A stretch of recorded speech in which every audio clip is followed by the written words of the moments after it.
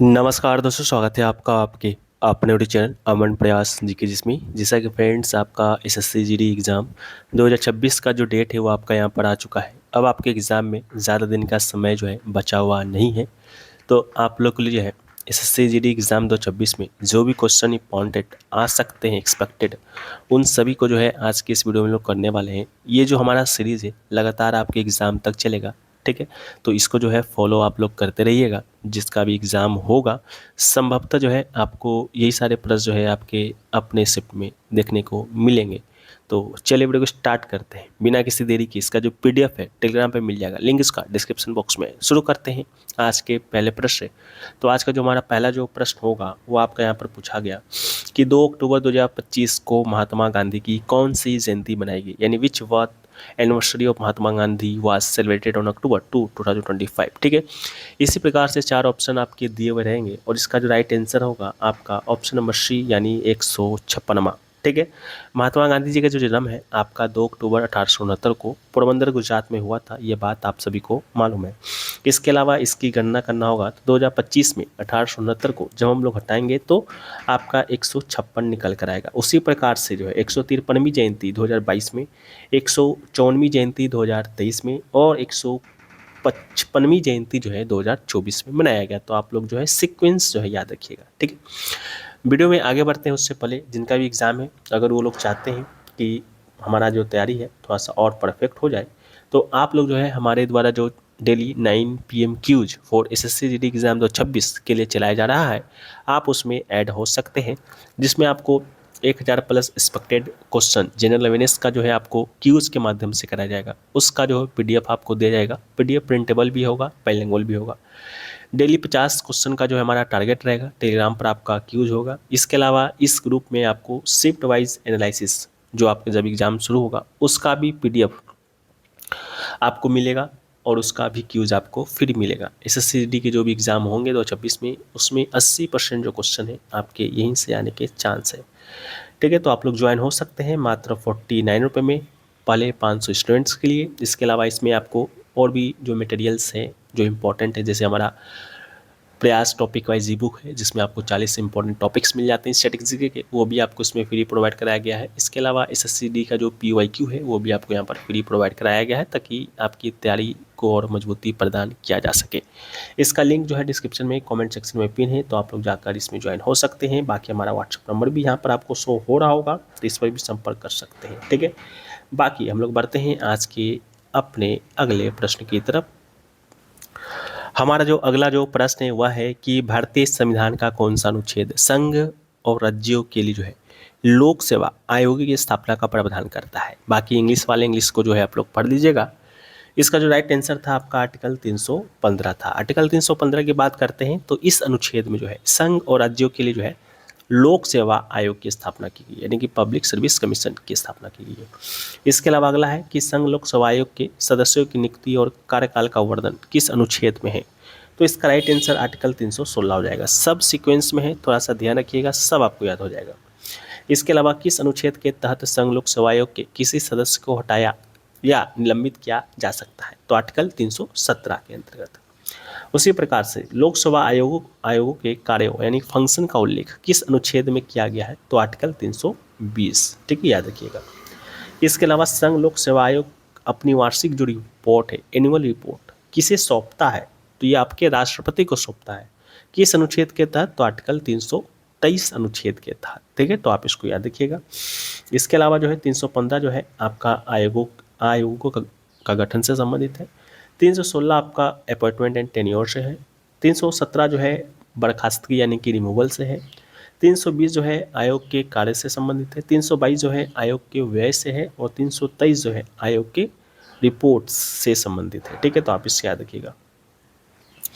इसके अलावा अगला प्रश्न है कि तीसरी पंचवर्षीय योजना 1961 से 66 में जो है किस प्रमुख आर्थिक चुनौती का सामना करना पड़ा है, ठीक है। तो इसका जो राइट आंसर होगा वो आपका यहाँ पर हो जाएगा ऑप्शन नंबर 3 यानी कि युद्धकालीन व्यय और संसाधन आवंटन यानी कि war time expenditure and resource allocation, ठीक है। तो आप इसको याद रखिएगा। इसके अलावा आपको पता होगा 1962 में भारत चीन युद्ध हुआ था और 1965 में पाक भारत युद्ध हुआ था, ठीक है। तो इस युद्ध के दौरान जो है विकास से रक्षा की ओर ध्यान भटका। इसके अलावा कृषि विकास परियोजनाओं के लिए जो है निर्धारित धन रक्षा जरूरतों के लिए इस्तेमाल किया गया। योजना विफल रही। 1966 से 1969 तक योजना अवकाश प्लान हॉलिडे यहाँ पर घोषित किया गया, ठीक है। तो आप इसको याद रखिएगा। इसके अलावा अगला है हरित क्रांति यानी कि ग्रीन रेवोल्यूशन अर्थव्यवस्था के किस क्षेत्र से संबंधित है। 4 ऑप्शन इसी प्रकार से आपके दिए जाएंगे और उन 4 ऑप्शन में एक ऑप्शन आपका जो होगा प्राथमिक क्षेत्र या हो सकता है कृषि क्षेत्र दिया गया होगा, जो कि बिल्कुल राइट आंसर होगा, ठीक है। तो ये जो हरित क्रांति है एग्रीकल्चर से संबंधित है। इसका उद्देश्य जो था उन्नत तकनीकों के माध्यम से फसल उत्पादकता बढ़ाना। मुख्य फोकस जो था गेहूं और धान की पैदावार में वृद्धि करना था। इसके अलावा भारत में शुरुआत जो है 1960 के दशक से मानी जाती है। 1966 से 67 अमूमन जो है माना जाता है समय का। अगला है संगीत एकेडमी म्यूजिक एकेडमी से प्रतिष्ठित नृत्य कला निधि पुरस्कार से सम्मानित लक्ष्मी विश्वनाथ किस नृत्य शैली के लिए प्रसिद्ध थी। 4 ऑप्शन आपके यहाँ पर दिए गए थे और उन 4 ऑप्शन में एक ऑप्शन जो है भरतनाट्यम का दिया गया था, जो कि बिल्कुल राइट आंसर था। लक्ष्मी विश्वनाथ भरतनाट्यम की जो है एक प्रमुख प्रतिपादक थी। इसके अलावा उन्हें संगीत नाटक अकेडमी पुरस्कार कलाईमानी से भी जो है सम्मानित किया गया था, तो आप इसको याद रखेंगे। अगला है पृथ्वी पर वे 2 सबसे नम स्थान कौन से हैं जहां एक वर्ष में 1080 सेंटीमीटर से अधिक वर्षा होती है, ठीक है। 4 ऑप्शन इसी प्रकार से दिए गए होंगे, ठीक है। और उसमें से जो राइट आंसर होगा वो आपका चेरापूंजी और मानसेवराम का होगा, जो कि बिल्कुल राइट आंसर हो जाएगा। ये जो दोनों स्थान है मेघालय में स्थित है। मेघालय में 3 पहाड़ी पाई जाती है, जयंतिया, गारो और खासी। तो ये खासी पहाड़ी में स्थित है। इसके अलावा बंगाल की खाड़ी से आने वाली नम हवाओं के कारण जो है यहाँ भीषण वर्षा होती है, ठीक है। दुनिया में सबसे ज़्यादा वर्षा आपका यहीं पर होता है, आप इस बात को याद रखेंगे। अगला क्वेश्चन आपका यहाँ पर northern black polished where NBPW से संबंधित है। नॉर्थन ब्लैक पॉलिश्ड वेयर मुख्य रूप से भारतीय इतिहास के किस काल से संबंधित है, ठीक है। तो इसका जो राइट आंसर होगा आपका यहाँ पर ऑप्शन नंबर सी जो है आपका यहाँ पर राइट आंसर हो जाएगा। द्वितीय शहरीकरण यानी कि महाजनपद काल से संबंधित है, ठीक है। इसके अलावा जो है NBPW मृदवान यानी कि पॉटरी की सबसे विशेष विशेषता क्या है। तो इसका जो राइट आंसर था ऑप्शन नंबर बी हो जाएगा। इसकी जो उच्च गुणवत्ता वाली शीशे जैसी चमक। अगला है NBPW ने निम्नलिखित में से किस मृदवान संस्कृति का स्थान लिया है। तो इसका जो राइट आंसर होगा ऑप्शन नंबर ए चित्रित धूसर मृदभांड इसका राइट आंसर होगा। अगला है NBPW उत्पादन का मुख्य केंद्र कौन सा क्षेत्र था, ठीक है। तो इसका जो राइट आंसर हो जाएगा ऑप्शन नंबर बी यानी कि गंगा का मैदान। अगला है NBPW को अक्सर किसका मृदमान माना जाता है। तो इसका right answer option number B यानी कि कुलीन या धनी वर्ग इसका आपका राइट आंसर हो जाएगा।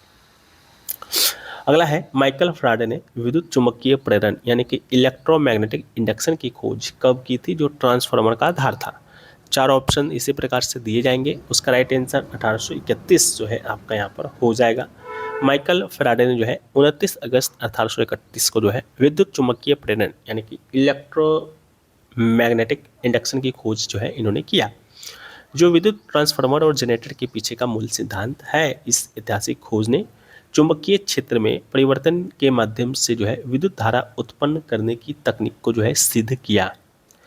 अगला क्वेश्चन जो पूछा गया आपका भारत सरकार अधिनियम 1929 का आधार बनी सिफारिशों के पीछे प्रमुख व्यक्ति कौन थे।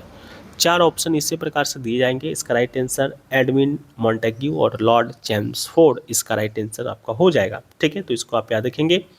भारत सरकार अधिनियम 1919 जिसे कि मॉन्टेग्यू चेम्सफोर्ड सुधार भी कहा जाता है, तत्कालीन भारत सचिव एडविन मॉन्टेग्यू और वायसराय लॉर्ड चेम्सफोर्ड की सिफारिश पर आधारित था।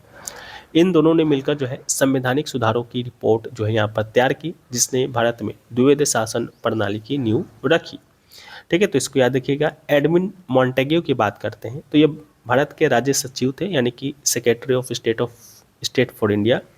एंड लॉर्ड चेम्सफोर्ड की बात करते हैं तो जो है भारत के तत्कालीन वायसराय थे। इस अधिनियम को जो है मॉन्टफोर्ड सुधार के नाम से भी यहाँ पर जाना जाता है, तो आप इसको याद रखेंगे। एक क्वेश्चन है, निम्नलिखित में से कौन सा खेल 11वें एशियाई खेल बीजिंग 1999 में जो 1990 में पहली बार शामिल किया गया था? 4 ऑप्शन दिए जाएंगे, उसी 4 ऑप्शन में एक ऑप्शन कबड्डी का दिया जाएगा जो कि बिल्कुल राइट आंसर हो जाएगा। इसके एडिशन की बात करेंगे तो 11वां एशियाई खेल था, 1990 में हुआ था बीजिंग चीन में, और कबड्डी को जो है पहली बार इसमें शामिल किया गया था।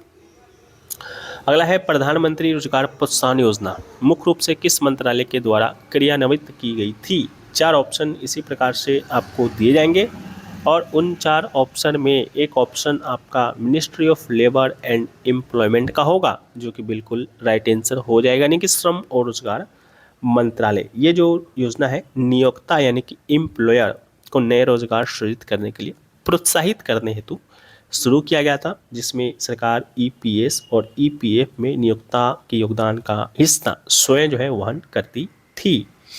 अगला क्वेश्चन है, निम्नलिखित में से किस पौधे को जो है विशेष सहायता यानी जैसे जाली या तार का उपयोग करके दीवारों पर चढ़ाया जा सकता है? 4 ऑप्शन जो है दिए गए थे, और उन 4 ऑप्शन में एक ऑप्शन मनी प्लांट का दिया गया होगा, मनी प्लांट का दिया जाएगा जो कि बिल्कुल राइट आंसर हो जाएगा। ठीक है, इसके अलावा जो है वोगनेवेलिया ये भी सहारा लेती है, अंगूर की बेल, चमेली। ठीक है, तो इन सभी को आप याद रखेंगे। नेक्स्ट क्वेश्चन जो है कि वह कौन प्रसिद्ध कर्नाटक गायिका थी जिन्होंने यूरोप, उत्तरी अमेरिका और संयुक्त राष्ट्र महासभा में गाया था? ठीक है, 4 ऑप्शन इसी प्रकार से दिए जाएंगे, उन 4 ऑप्शन में एक ऑप्शन आपके एम.एस. सुब्बा-लक्ष्मी जी का होगा जो कि बिल्कुल राइट आंसर हो जाएगा। इनका पूरा नाम याद रखिएगा, मदुरै सन्मुख दिव्य सुब्बा-लक्ष्मी था, और संयुक्त राष्ट्र यानी यूएन में प्रदर्शन करने वाली पहली भारतीय संगीतकार थी। 1966 में इन्होंने जो है ये काम किया था। इसके अलावा भारत रत्न पुरस्कार पाने वाले भी पहली संगीतकार थी। 1998 में इनको यह पुरस्कार दिया गया था।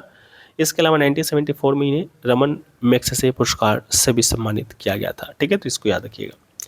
अगला है, प्रसिद्ध मामल्लपुरम नृत्य महोत्सव भारत के किस राज्य में आयोजित किया जाता है? 4 ऑप्शन दिए जाएंगे, उन 4 ऑप्शन में एक ऑप्शन आपके तमिलनाडु का दिया जाएगा जो कि बिल्कुल राइट आंसर हो जाएगा। इसके आयोजक यानी ऑर्गेनाइजर की बात करते हैं तो इसके आयोजक या ऑर्गेनाइजर जो है तमिलनाडु टूरिज्म डिपार्टमेंट होता है।